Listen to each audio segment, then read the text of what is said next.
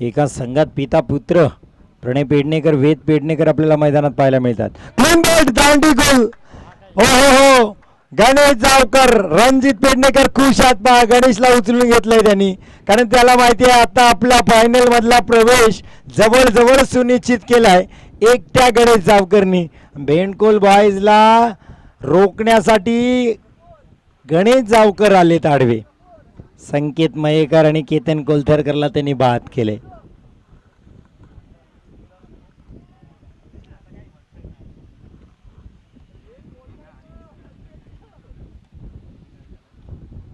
जबरदस्त गोलंदाजी गणेशांची.